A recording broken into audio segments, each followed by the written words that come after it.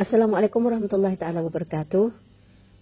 Ikuti kepada kisah para anbiya yang mana kita akan bermula dengan kisah Nabi Adam alaihissalam. Sudah pendengar, jangan lupalah ikuti. Tekan like, tekan share, tekan follow dan juga jangan lupa subscribe di dalam page Ilmu 02. Kisah Nabi Adam alaihissalam. Para pendengar, para penonton yang dihormati, seperti mana yang kita telah maklum tahu bahawa Nabi Adam alaihissalam adalah bapa kepada seluruh manusia. Tak terkala setelah mana bumi ini telah ditimpa dengan kesunyian, setelah mana makhluk yang telah mendiami, yang sebelum pada ni habis punah akibat angkara suka berkelahi dan juga saling berbunuhan sesama sendiri, menyebabkan Allah Subhanahu Wa Taala berhasrat untuk menciptakan sejenis makhluk baru yang akan mendiami bumi mengganti makhluk yang telah punah itu. Namun begitu, setengah pada setengah ulama tafsir yang berpendapat bahawa makhluk yang telah musnah itu ialah umat jin. Namun begitu, kita serahlah sahaja urusan ini kepada pencipta dan pengatur kehidupan ini, iaitu Allah Subhanahu Wa Taala, kerana dialah sahaja yang lebih mengetahui tentang kedudukan yang sebenar di dalam perkara ini. Dan siapakah pula orang yang akan dicipta oleh Allah Subhanahu Wa Taala untuk menjadikan khalifah di bumi sebagai pengganti makhluk-makhluk yang telah punah itu? Apakah dia dari bangsa jin atau makhluk asing yang baru? Memang katanya tidak. Dia ialah Adam terakhir, Adam yang akan memakan buah larangan, Adam yang akan menyebar generasi insan yang akan memenuhi muka bumi ini sampailah tiba kepada hari kiamat. Jadi ketika Allah Subhanahu Wa Taala nak memulakan penciptaan lembaga Adam, dia telah memerintah kepada ketua seluruh malaikat di langit, iaitu malaikat Jibril alaihissalam, supaya malaikat Jibril alaihissalam turun ke bumi dan mengambilnya 3 jenis tanah. Nabi Adam alaihissalam dicipta daripada 3 jenis tanah. Pertama, Allah Subhanahu Wa Taala memerintah malaikat Jibril alaihissalam supaya diambilnya tanah kering yang seperti tembikar, sebagaimana firman-Nya di dalam surah Ar-Rahman ayat 14 yang bermaksud Dia, iaitu Allah Subhanahu Wa Taala, mencipta manusia, iaitu Nabi Adam alaihissalam, dari tanah kering seperti tembikar. Kedua, Allah Subhanahu Wa Taala memerintah supaya malaikat Jibril alaihissalam mengambilnya tanah liat kering yang berasal dari lumpur hitam ataupun selut hitam, sebagaimana firman-Nya dalam surah Al-Hijr ayat 26 bermaksud, dan sesungguhnya kami, Allah Subhanahu Wa Taala, telah mencipta manusia Nabi Adam alaihissalam dari tanah liat yang berasal dari lumpur hitam yang diberi bentuk. Ketiga, Allah Subhanahu Wa Taala memerintah malaikat Jibril alaihissalam supaya mengambil saripati tanah, sebagaimana firman Allah Subhanahu Wa Taala di dalam surah Al-Mu'minun ayat 12 bermaksud, sesungguhnya kami, Allah Subhanahu Wa Taala, telah mencipta manusia daripada saripati tanah. Mana katanya guna pakai istilah 3 jenis tanah sahaja yang akan diambil oleh malaikat Jibril alaihissalam dari bumi adalah kerana jenis tanah liat yang berasal daripada lumpur yang hitam yang diberi bentuk itu dikira sejenis tanah sahaja. Bukan tanah liat itu satu jenis, manakala lumpur yang hitam itu satu jenis tanah pula. Tapi kalau dikira tanah liat dan lumpur yang hitam itu 2 jenis tanah. Ini berarti unsur badan Nabi Adam alaihissalam dijadikan daripada 4 jenis tanah. Oleh itu lebih baik diguna pakai istilah tanah liat berasal dari lumpur yang hitam itu sebagai satu jenis tanah sahaja. Sebab tanah lumpur yang hitam itu sudah bertukar menjadi tanah liat, dan sifat-sifat yang berlumpur hitam ketika diambil oleh malaikat Israel alaihissalam sudah tidak seperti keadaannya yang asal setelah ketiga-tiga malaikat yang terdahulu gagal mengambilnya. Gagal semacam mana?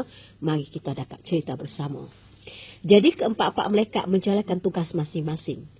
Jadi maka dengan patuhnya malaikat Jibril alaihissalam, setelah mana Allah Subhanahu Wa Taala memerintah supaya malaikat Jibril alaihissalam saat ini turun diambilnya ketiga-tiga jenis, maka Malaikat Jibril alaihissalam saat ini pun terus turun ke bumi untuk melaksanakan tugas yang diperintah oleh Allah Subhanahu Wa Taala kepadanya ketika malaikat Jibril alaihissalam nak mahu mengambil tanah-tanah yang ketiga jenis itu, bumi saat ini enggan, tak jong membenarkannya berbuat demikian. Lalu malaikat Jibril alaihissalam saat ini pun kembali menghadapi Allah Subhanahu Wa Taala, mengadu kepada Allah Subhanahu Wa Taala tentang keengganan bumi. Bumi saat ini tak jong tanah.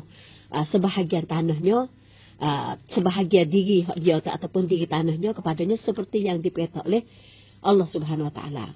Jadi kemudian Allah Subhanahu Wa Taala pun panggil pula malaikat Mikail alaihissalam untuk ganti malaikat Jibril alaihissalam yang gagal, tak jaya menjalankan kerjanya yang diperintah olehnya.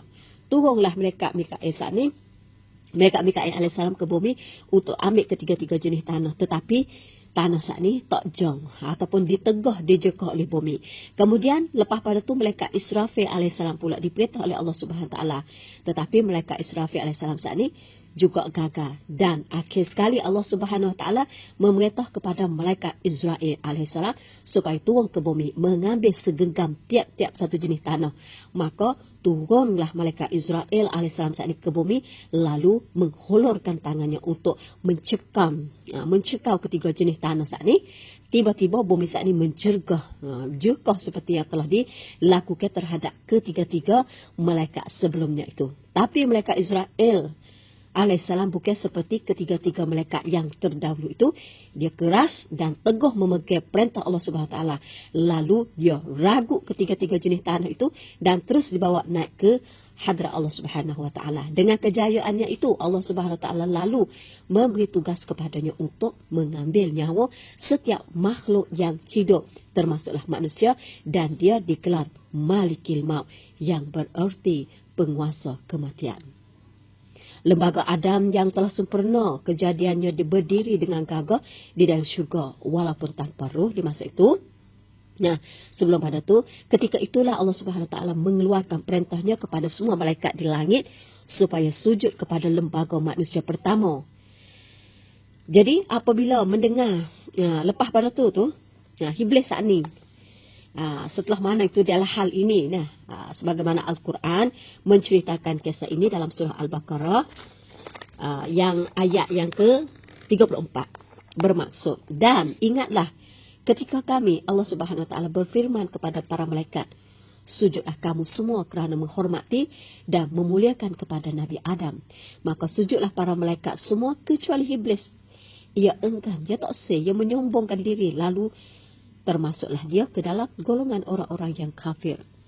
Di dalam surah Al-A'raf ayat 12 hingga 18, Allah Subhanahu Wa Taala menyambung kisahnya berdialog dengan Iblis bermaksud.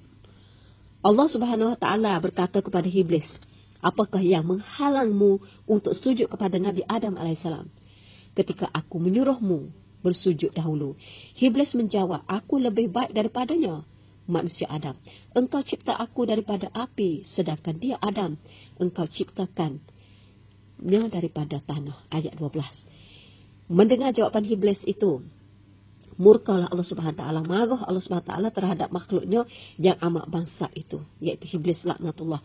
Kemudian Allah Subhanahu Wa Taala menghalau supaya meninggalkan bumi syurga. Hal ini juga Al-Quran ada menceritakan dalam surah yang sama. Sambung daripada ayat sebelumnya, Allah Subhanahu Wa Taala berfirman yang bermaksud, keluarlah kamu dari dalam syurga ini, kerana sesungguhnya kamu tidak patut menyembung diri di dalamnya. Keluarlah, sesungguhnya kamu tergolong ke dalam kelompok makhluk yang hina dina. Ayat 13.